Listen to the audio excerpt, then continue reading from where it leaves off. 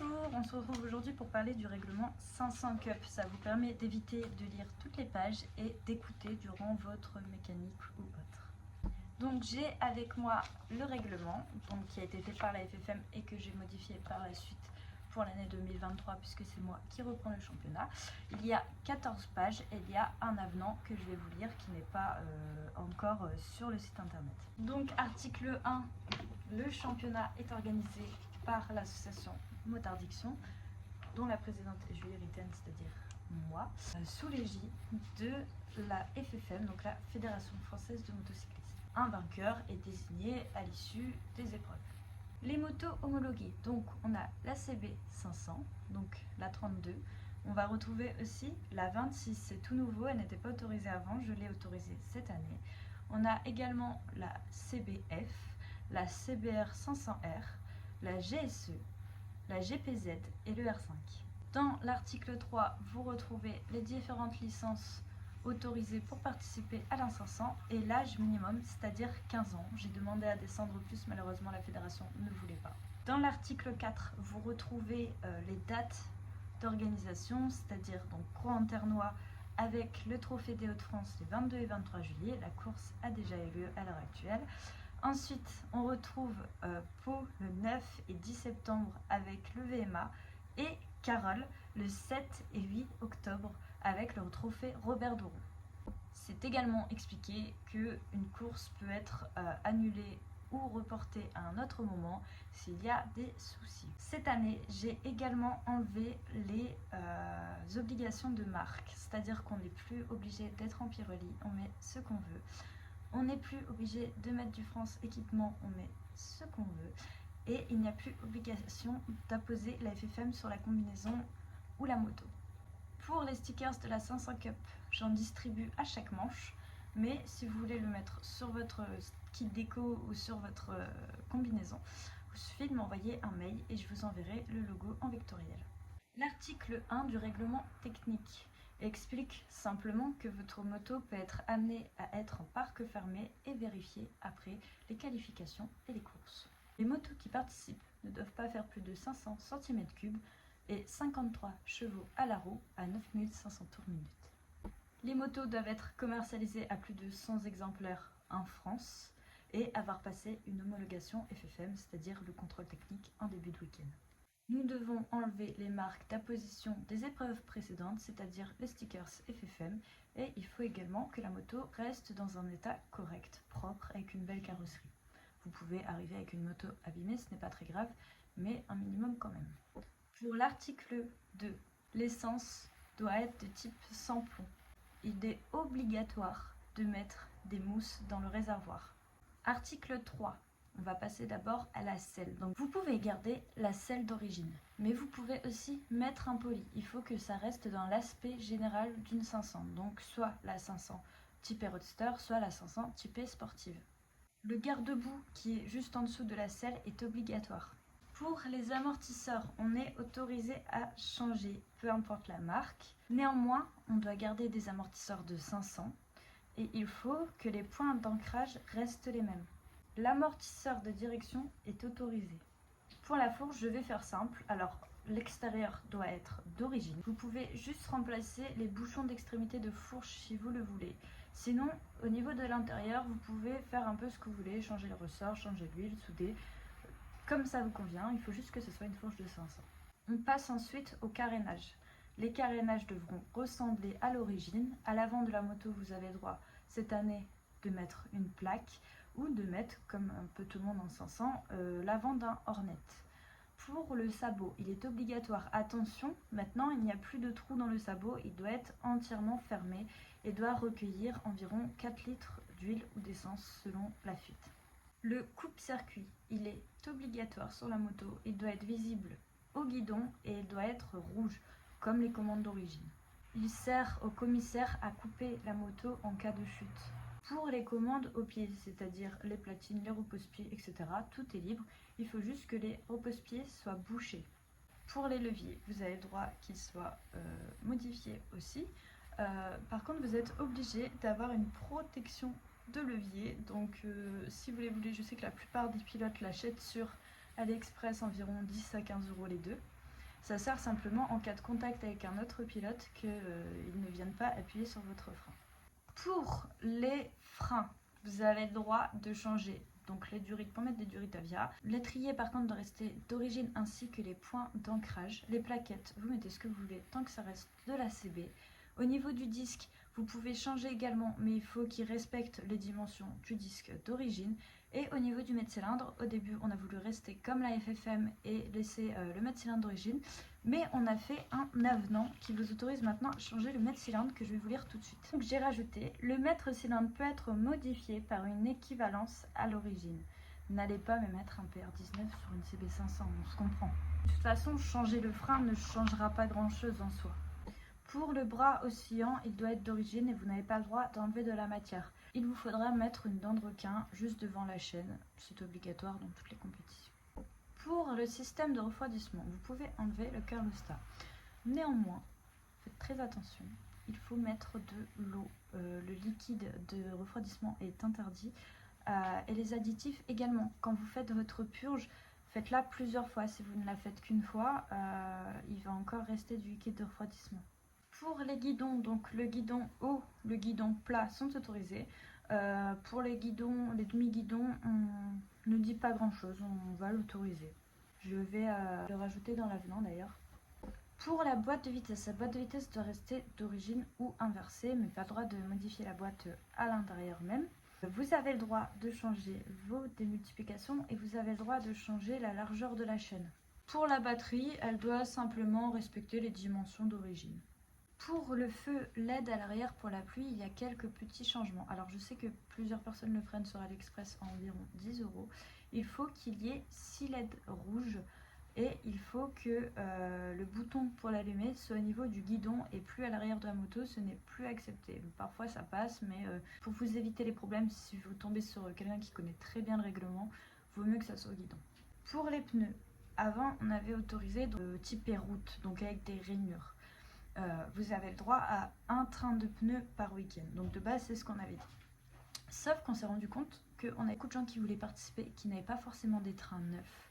Donc on a autorisé de mettre 2 trains de pneus s'ils sont usés. Donc on va fonctionner avec des stickers. On ne les a pas eu à temps là parce que niveau timing et tout avec les FFM, on a eu quelques déconvenus. Mais donc ça sera soit un train neuf pour tout le week-end, soit 2 trains usés pour le week-end. Pareil, on nous a demandé au niveau des slicks, donc pour mettre tout le monde d'accord, on autorise les slicks, mais pour l'instant, on ne veut pas qu'ils soient neufs. C'est-à-dire que si vous prenez des slicks, il faudra qu'ils aient déjà fait des tours. Et j'ai eu des personnes qui m'ont dit oui, mais un pneu usé, il peut avoir fait un tour et ça sera un pneu usé. Alors, on a un 500 Cup, on n'est pas en mondial. Il n'y a personne qui va s'amuser à aller faire un tour avec son pneu et rentrer. Et faut pas oublier qu'un pneu, il n'y a pas que le nombre de tours qui rentre en compte, il y a aussi le nombre de chauffes. C'est-à-dire qu'un pneu, quand il prend une chauffe, donc il est chauffé par la couve, il roule, il est chaud et après il refroidit. Ça, c'est une chauffe en fait. Et donc du coup, si le pneu a roulé même un tour, ce qui ne sera pas le cas, il sera moins performant. Pour l'instant, on laisse comme ça, on discutera avec les pilotes pour l'année prochaine. Cette année, c'est un test où c'était pour aider quelques pilotes qui avaient que des cycles chez eux, etc. Et après, on verra l'année prochaine qui veut faire quoi, puisqu'on fonctionne par sondage en 500 Cup. Au niveau des pneus pluie, vous n'êtes pas limité, vous pouvez en mettre autant que vous voulez, mais de toute façon, en général, les pneus pluie, tant que vous ne roulez pas sur du séchant, ils ne risquent pas de s'abîmer. Attention, s'il y a crevaison ou anomalie sur votre pneu, il faudra en discuter avec nous et on verra ce qu'on fait. Alors normalement, par rapport au règlement de la FFM, etc., on est obligé de vous faire passer par la voie des stands, etc. Mais j'essaye toujours de négocier avec la FFM pour que mes pilotes n'aient pas un week-end gâché simplement parce qu'ils ont eu une crevaison de pneu. Je pense que c'est déjà assez compliqué d'avoir un pneu qui crève parce que ça fait de l'argent en plus à sortir. Si en plus de ça on te fait partir de la voie des stands, c'est pas ouf. Pour la partie cycle, elle doit rester d'origine. Commencez pas à mettre des boucles arrière de ceci, même la fourche, ne mettez pas des fourches de 600 CBR, etc. Ça ne passera pas. On est sur un championnat où tout le monde a la même chance, tout le monde a le droit de réussir parce que tout le monde a la même auto. Et si on commence à avoir Daniel qui nous met une fourche de 600 CBR et qui nous prépare un moteur de 70 chevaux, on s'en sort pas. Pour le compte tour, donc vous pouvez enlever votre compteur d'origine et après vous pouvez mettre un petit compte tour. Moi j'ai un petit compte tour que j'ai acheté sur Amazon, 25 €. Donc vous marquez compte tour moto sur Amazon, vous allez trouver. Et en fait ce petit compte tour, il y a juste une petite pile à mettre dedans, c'est du 32. Il faut toujours en avoir une d'avance parce que ça a tendance à bien les user quand même. Et puis ça va vous permettre de passer au sonomètre. Au niveau de ce qu'il faut enlever sur la moto, alors on enlève la béquille, on enlève les feux, on enlève les clignotants, la plaque arrière, enfin c'est un peu logique, hein, je pense que vous en doutez. C'est une moto de piste du coup, plus une moto de route. Le moteur doit être d'origine ainsi que la boîte à air. Les joints du moteur doivent rester aussi d'origine, vous avez le droit de les changer, vous avez le droit d'ouvrir votre moteur, mais vous n'avez pas le droit de modifier. Les moteurs peuvent être plombés. Le faisceau et le boîtier CDI doivent rester d'origine. Sachez qu'on ne rigolera vraiment pas avec ça. S'il y a quelqu'un qui joue avec nous, se moque de nous et prépare un moteur et qu'on l'apprend, parce qu'il peut y avoir des passages au banc, il peut y avoir des démontages, il sera totalement interdit de 105 up et il pourra faire ce qu'il veut. Je ne l'accepterai plus puisque c'est des comportements qui sont pour moi inappropriés en compétition. Et pour moi, ces personnes-là, on devrait complètement leur enlever la licence en fait, parce que toi tu es là, tu joues le jeu, tu galères et en face tu as des gens qui préparent des moteurs et ça m'offusque totalement. Vous pouvez enlever votre anti-pollution si vous en avez. Bon, vous pouvez régler votre carbu, vos gicleurs. Pour l'échappement, donc vous pouvez modifier votre ligne complète. Attention, votre échappement ne doit pas dépasser le pneu et c'est 102 décibels maximum. Normalement, ça passera à 95 en 2024. Les trop-pleins d'essence, d'eau, d'huile, de carte à moteur doivent être dans une petite bouteille. Vous pouvez tout simplement prendre une petite bouteille de jus d'orange, la percer et les mettre dedans. Moi personnellement, je l'ai mis sous la selle. Attention, c'est obligatoire et c'est quelque chose que la FFM regarde. Bouchon de remplissage, bouchon de vidange d'huile, filtre à huile et étrier avant doivent être freinés, donc avec un fil métallique. Vous pouvez trouver le kit avec la pince et le fil sur Gentleman Rider, il me semble. Attention, la FFM ne veut plus des épingles. Si vous avez un système de recyclage automatique, il doit être conservé. Pour les numéros de course, il faut savoir que les numéros qu'on est obligé de vous donner au niveau de la taille, c'est énorme. Je vais vous donner les dimensions, donc 285 mm sur 235 mm. Nous, personnellement, on prend les numéros chez Daffy Moto. C'est la dimension que tout le monde prend en général.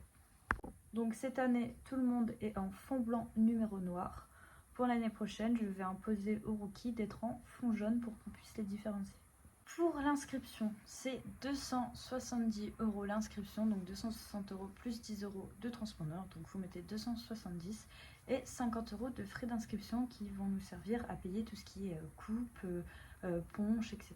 pour le week-end. Pour les désistements de dernière minute ou les désistements tout court, alors il y a plusieurs écoles. Ça a été un long débat parce que moi je n'encaisserai pas le montant total, c'est pas possible. Donc pour l'instant j'ai remboursé la totalité. Sachez que ça ne sera pas toujours le cas parce que pour moi c'est pas possible d'avoir des mecs qui m'appellent et qui me disent bah, finalement je pars en vacances. Moi tu t'inscris à un championnat une fois que tu sais que tu as le budget et que tu auras le temps pour venir. C'est facile de s'inscrire et d'après me dire bah rembourse-moi parce que finalement ce jour-là je travaille. L'année prochaine j'ai beaucoup de personnes qui m'envoient des messages pour s'inscrire. Donc je pense qu'il y a de grandes chances que les grilles soient complètes. Donc si les grilles sont complètes et que vous avez une excuse valable, votre engagement sera entièrement remboursé. Par contre, si la grille n'est pas complète, je garderai, je pense, 80 €, un peu comme la FFM. Mais le problème en fait c'est que si je fais pas ça, les gens vont s'inscrire à tout va pour avoir des places, être sûr d'avoir des places. Et derrière ils vont dire bah finalement je viens pas. Et c'est d'autres personnes derrière qui vont être pénalisées. Si bien sûr vous avez un décès dans votre famille, vous vous cassez la jambe, etc., on vous rembourse, hein, ça vous n'y êtes pour rien.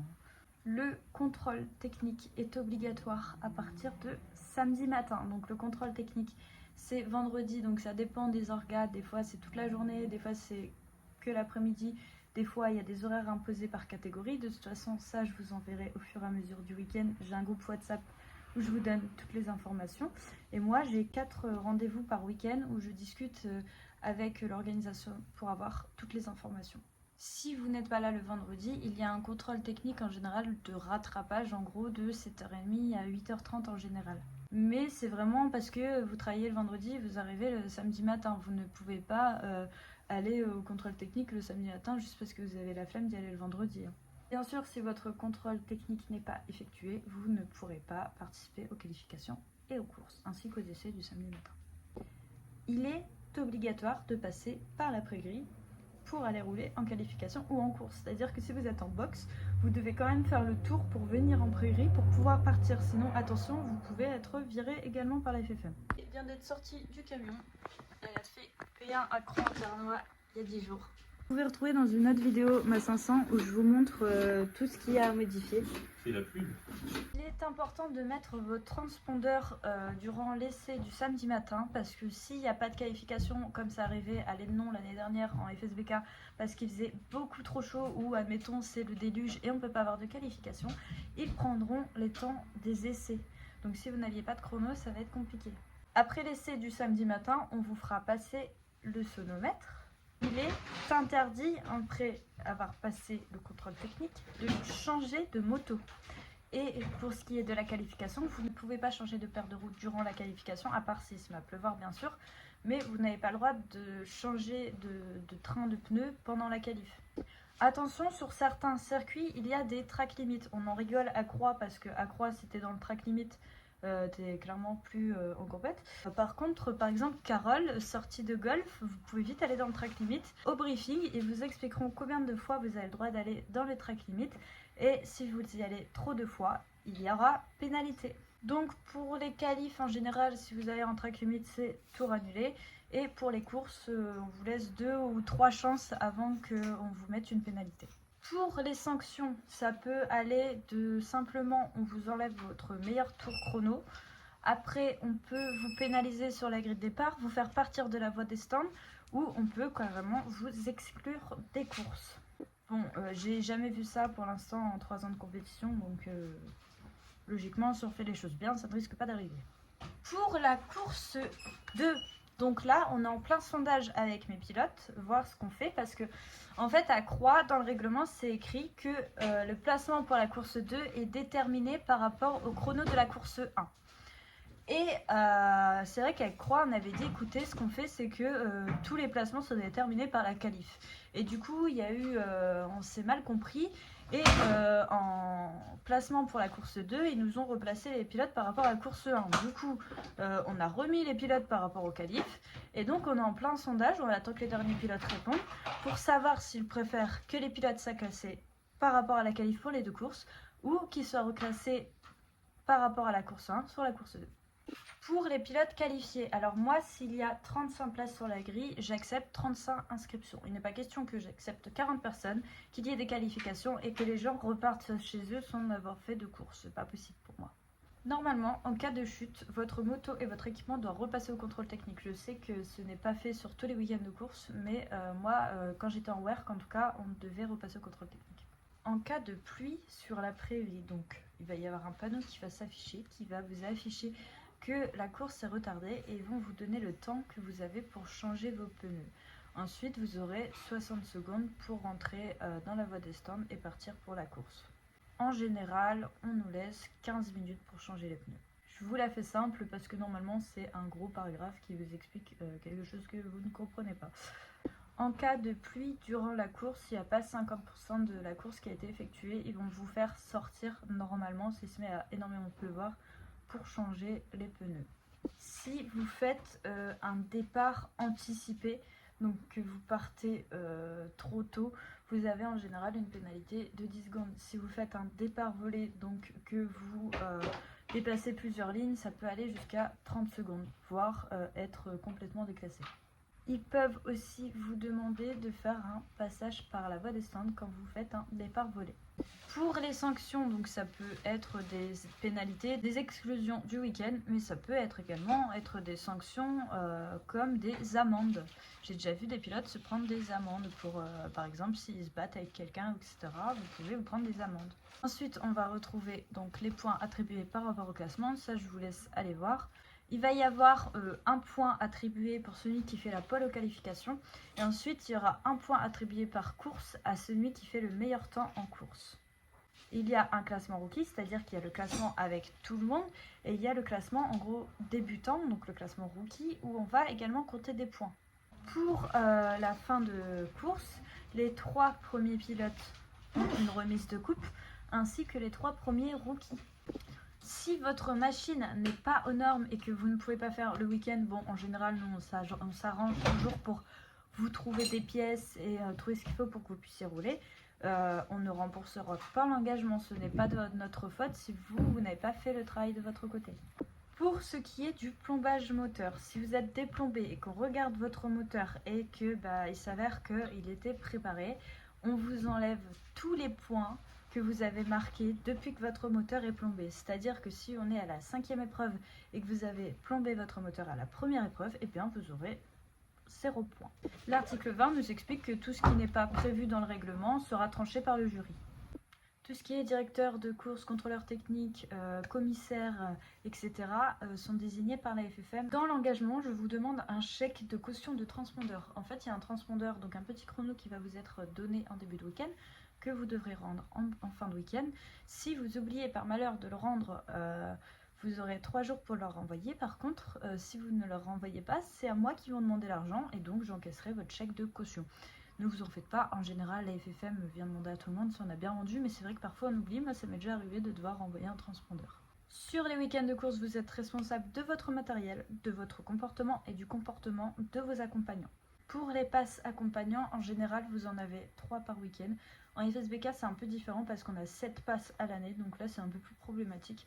Mais pour la 500 c'est 3 passes par week-end. Si vous vous déplacez en scooter ou autre véhicule sur le paddock, il y a obligation de mettre un casque et de ne pas dépasser 90 décibels. Comme je l'ai expliqué, vos accompagnants, vous en êtes responsables. Donc si votre accompagnant ne porte pas de casque dans le paddock, c'est le pilote qui sera sanctionné. Pour le briefing, il est obligatoire. De toute façon, si vous ne le faites pas, vous ne pourrez pas participer à l'épreuve et vous pourrez vous prendre une amende de 75 €. Attention, n'ayez pas peur avec tout ce que je vous dis. En général, ça se passe très bien et c'est très rare de se prendre des amendes. Et là, c'est la phrase que certains pilotes adorent utiliser.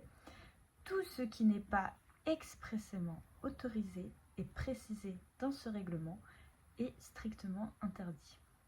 Tout litige sera tranché sur le week-end. Si vous avez un doute contre un pilote et que vous voulez porter réclamation, il faudra déposer un chèque qui est, si je ne me trompe pas, de 350 €.